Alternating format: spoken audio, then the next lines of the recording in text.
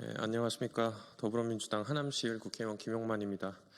오늘 헌재 앞에서 있었던 일들에 대해서 좀 기자회견을 진행해야 될 것 같아가지고요. 준비를 해서 왔습니다.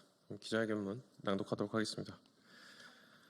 오늘 법이 가장 엄격하게 지켜져야 할 헌법재판소가 불법과 정치 테러로 얼룩졌습니다. 헌법재판소 앞은 마치 무법지대와 같았습니다.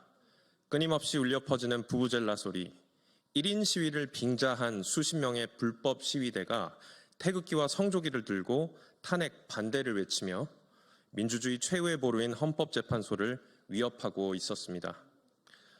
오늘 더불어민주당 의원단을 향해 날아든 계란이나 바나나, 물병 등 민주당 의원들을 향한 욕설은 단순한 해프닝이 아닙니다.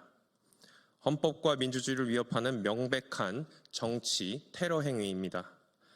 민주당은 기자회견 전 경찰에 단호한 조치를 요청하였습니다. 그러나 경찰은 아무런 조치를 취하지 않았습니다.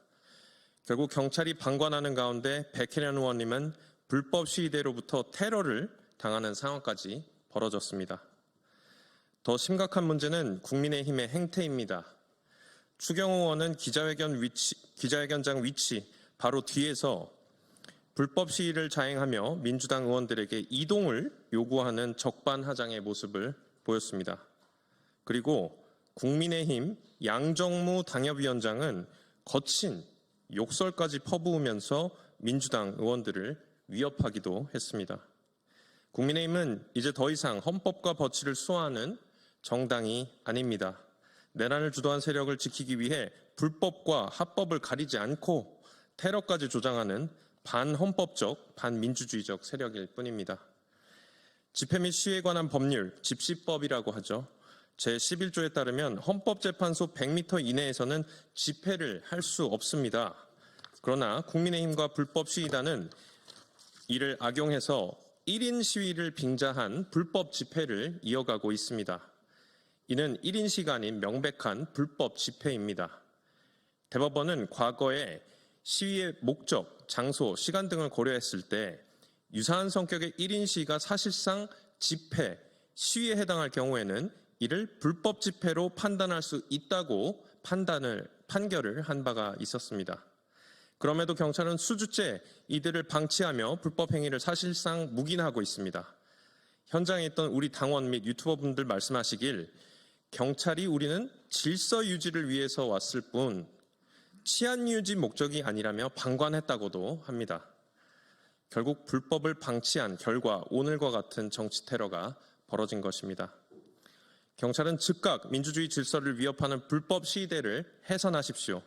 그리고 계란 투척, 욕설과 같은 정치 테러 행위에 대해서도 즉각 수사에 임하십시오. 작금의 무법 상황과 테러 위협을 방치한 것에 대해서도 강력히 책임을 묻도록 하겠습니다.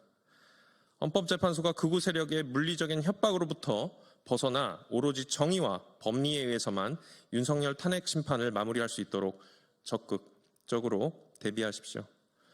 내란 수계를 지키기 위해서 국회의원과 당협위원장까지 나서서 불법을 자행한 국민의힘은 공당으로서 자격이 없습니다.